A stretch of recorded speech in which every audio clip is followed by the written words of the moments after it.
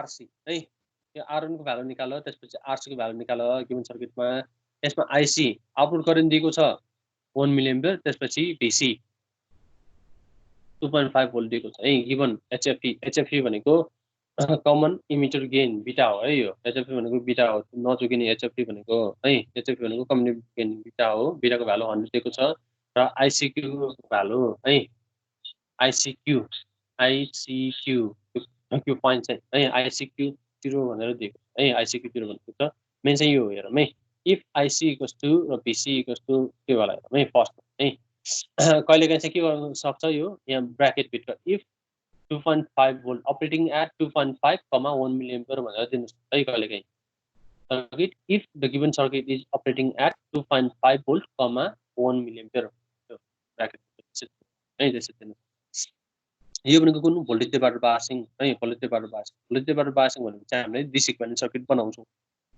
DC equivalent already छ है DC equivalent बनाउनु पर्दैन डिसी इक्विभ्यालेन्ट सर्किट नै छ हामी के गर्छौँ थेभेनिन इक्विभ्यालेन्ट सर्किट भनेको यहाँ बेसमा एउटा भोल्टेज निकाल्छौँ थेभेनिन इक्विभ्यालेन्ट भोल्टेज VTH और VB त्यसपछि यहाँ बेसमा हुने यो R1 र R2 को इक्विभ्यालेन्ट रेजिस्टेन्स RB और RTS निकाल्छौँ है RB और RTS निकाल्छौँ तो यसको थेभेनिन इक्विभ्यालेन्ट रेजिस्टेन्स भनेको के छ यहाँ बेसमा हुने भोल्टेज VTH और VB त्यसपछि यहाँ हुने रेजिस्टेन्स R1 र R2 को इक्विभ्यालेन्ट RTS त्यसपछि यो RC एडिसन छ त्यसपछि यो RA भयो यहाँ VCC यो VCC यो कनेक्ट गरेको देख्छ है हैन भने यसरी नै गर्दा हुन्छ यहाँ प्लस VCC यहाँ प्लस VTH यो तलको यो लेख्नु पर्छ भनिन्छ है अब यसमा हेरौँ है यसमा निकाल भनेको R1 र RC को भ्यालु निकाल भनेको है अब यसमा डाइरेक्ट यो इनपुटमा केबल लाउँछ यसमा इनपुटमा केबल र आउटपुटमा केबल है अब यसमा आउटपुटमा हेर्ने हो भने VC को भ्यालु दिएको छ VC को भ्यालु दिएको है IC र VC को भ्यालु दिएको के भन्छ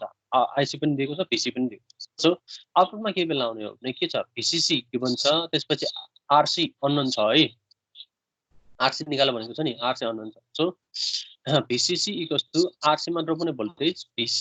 प्लस RE मा ड्रप हुने है भनेको के हो VCC = ICRC plus VC plus IRE है IRE अब यसमा यो IC र यो I करेन्ट है यो IC I करेन्ट त्यसलाई एउटै डलेको हुन्छ नि एउटै मान्नु है यो IC यो RE है यो IC RC त्यसपछि यो पनि के हो IC RE एउटै मान्नु है यसलाई एउटै मान्नु भनेपछि यसमा अननोन के छ IC को भ्यालु के भन्छ है VCC के भन्छ यसमा VCC को भ्यालु 10 भन्छ त्यसपछि IC को भ्यालु यसमा के भन्छ IC को 1 मिली है IC 1 मिली छ RC को भ्यालु के भन्छ RC को भ्यालु अननोन छ VC को भ्यालु यसमा कति छ VC को भ्यालु पनि के भन्छ VC को भ्यालु 2.5 हो है VC को भ्यालु के भन्छ I को भ्यालु भनेको के हो IC हो IC 1 मिली के भन्छ त्यसपछि RE को भ्यालु के भन्छ भनेपछि अननोन के हो यसमा RC मा so RC = VCC minus VC divided minus IRE divided by यो IC है VCC को भ्यालु कति छ 10 भोल्ट दिएको छ VC को भ्यालु कति छ -2.5 दिएको छ है VC को 2.5 दिएको छ IE भनेको के हो IC को भ्यालु 1 मिली सो 1 है त्यसपछि RE को भ्यालु कति छ RE को भ्यालु 0.5 है यो चाहिँ 1 मिली एम्पियर यो चाहिँ 0.3 हो यो क्याल्कुलेट गर्दाखेरि यसबाट कति आयो 7.22 मा आयो RC को भ्यालु आयो है RC रेजिस्टेन्स को भ्यालु आयो अब बाँकी के छ R1 को भ्यालु निकाल्नु RC को यहाँ आउटपुट साइड को भ्यालु आयो R1 को भ्यालु चाहिँ हामीले इनपुट साइडमा हेर्नु पर्यो है इनपुट साइडमा यो इनपुट साइडमा यहाँ यसमा हुने भोल्टेज VTH और VB किने भयो R1 र R2 को त्यो RTS है त्यसपछि हामीले इनपुटमा केबल लाउँछ इनपुटमा केबल त्यो VTH = IB RTS plus VB plus IRE त्यति गर्यो के हुन्छ अननोन भ्यालु RTS को भ्यालु RTS को भ्यालु आयो चाहिँ R1 र R2 हामी निकाल्छौँ है सो यसमा हेरौँ VTH को भ्यालु कति हुन्छ VTH को भनेको R2 मात्र हुने भोल्टेज R2 दिएको R1 R2 को भ्यालु यसमा कति छ R2 को भ्यालु के भन्छ हैन है R2 को भ्यालु के भन्छ हेरौँ है R2 को भ्यालु गिवन रहेछ है R2 को भ्यालु गिवन है R2 को भ्यालु यहाँ गिवन R2 को भ्यालु चाहिँ गिवन रहेछ है यो फिगरमा चाहिँ छैन फिगरमा लेखेको छैन तर R2 को भ्यालु चाहिँ यो गिवन है R2 को भ्यालु 10 किलो है R2 divided by R1 plus R2 into VCC 10 divided by 10 plus R1 into VCC 10 volt दिएको छ भनेको यसमा के छ VTH को भ्यालु अननोन छ फर्स्टमा हामीले VTH को भ्यालु है त्यो निकाल्नु पर्यो VTH को भ्यालु निकाल्नु पर्यो त्यसपछि अर्को के छ R1 को भ्यालु आउँछ है VTH को भ्यालु निकाल्नु अब यसमा हेर्ने हो भने है यो सर्किटमा VTH भनेको के हो IB RTH plus VB plus IR त्यही है इनपुटमा के भेल VTH भनेको के हो IB RTH plus VB plus IR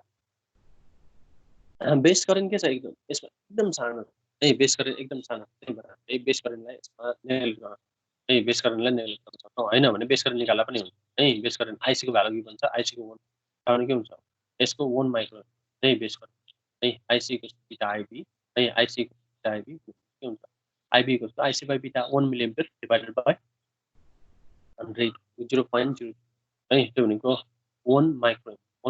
आउँछ त्यो राख्दा पनि हुन्छ हैन भने बेस करेन्ट स्मल छ त्यही भएर त्यसलाई नेगलेक्ट गर्नु पाउँछ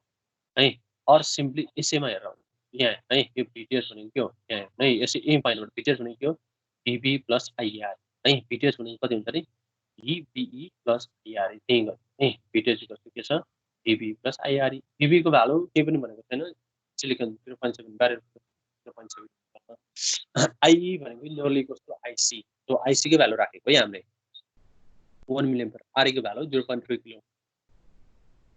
VB 0.7 भयो IE भनेको IC भनेको 1 मिलिएम्पियर RE भनेको 0.3 किलो यसबाट VTH को भ्यालु 1 आयो है VTH को भ्यालु 1 आयो अब यसमा यो 1 भोल्ट भ्यालु हामी यसमा हाल्छौँ यसमा 1 भोल्ट हाल्यो भने के हुन्छ यो 1 भोल्ट त्यसपछि 10 divided by 10 plus R1 10 volt भनेको यसमा अनन के देखियो अब R1 बाट अनन देखियो सो VTH इक्वल्स 1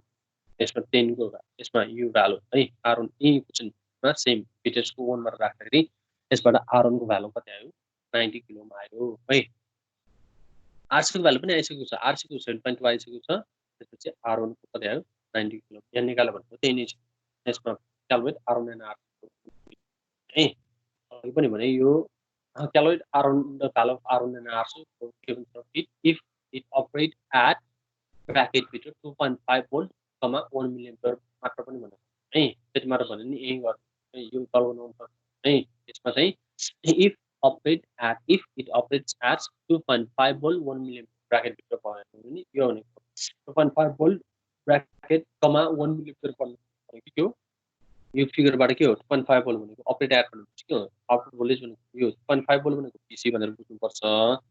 त्यसपछि 1 मिलिएम्पियर भनेको IC भनेर बुझ्नु पर्छ है आफैले बुझ्नु पर्छ फेरि पनि भन्दैछु if it operates at bracket भित्र 2.5 volt 1 मिलिएम्पियर भनेर भने अपरेट एट भनेको के हो आउटपुट भोल्टेज र आउटपुट करेन्ट 0.5 भनेको PC 1 मिलिएम्पियरको IC त्यो सम्झिनु पर्छ कहिलेकाहीँ त्यसरी पनि है एकदम त्यो आयो नि यही नै हो एउटै क्वेसन हो त्यसमा फर्स्टमा हामीले के गर्यौँ यसमा जुनबाट निकाल्न सजिलो हुन्छ आउटपुट लुपबाट RC को भ्यालु निकाल्नु इनपुट लुपमा फर्स्टमा के गर्नु यसको थेभेनिन इक्विभ्यालेन्ट सर्किट VTH को भ्यालु निकाल्यौँ VTH बाट RTH है RTH भनेको के हो R1 टाला R2 र VTH पनि त्यसमा गर्दाखेरि के छ VTH को भ्यालु निस्किन्छ है VTH को भ्यालु त्यसमा एउटा के देखियो R1 को भ्यालु मात्र अनन देखियो R1 को भ्यालु अनन छ है R1 को भ्यालु अनन त्यसलाई VTH को भ्यालु राख्यो भने के आउँछ यो R1 अनन भ्यालु आउँछ R1 र RC यसमा भएको अनन डिस्टेन्स अब यही नै दिन्छ भन्ने छैन है त्यसमा भन्न सक्छ R1 को भ्यालु RC को भ्यालु दिएर R2 र RE को निकाल्न भन्ने छ है त्यो पनि हुन सक्छ अर यसमा R1 R2 दुवै नडिएको पनि हुन सक्छ यदि दुईटै दिएन भने यो गर्छौं है R1 र R2 को बारे गर्छौं यसबाट है योबाट R1 R2 यसमा चाहिँ एउटा आइसम R1 को भ्यालु आइसम R1 भ्यालु सजिलो खाले R1 र R2 चाहिँ यो चाहिँ equation VTH equals to R2 divided by R1 plus R2 into VCE त्यसपछि यसबाट आउँछ इक्वेसन आउँछ VTH को भ्यालु राखेपछि in terms of R1 plus R2 है certain times R1 plus R2 some voltage आउँछ त्यसपछि R1 इक्वल्स टु समथिङ आउँछ जुनमा R2 को भ्यालु एउटा आइसम गर्छ भने R1 को भ्यालु पनि आउँछ तर त्यो रिलायबल खाले आइसम यही सजिलो खाले आइसम त्यसको त्यो भ्यालु आउँछ त्यसको पनि है or design of voltage power passing circuit operating at IC को थियो VCE को थियो है operating at VCC डिजाइन गरौ भने R1 R2 RC RE सबै निकाल्नु है डिजाइन गरौ जुन हामीले गरिसक्यो स्टेप है इनपुट निकाल्नु सर्किट गराउने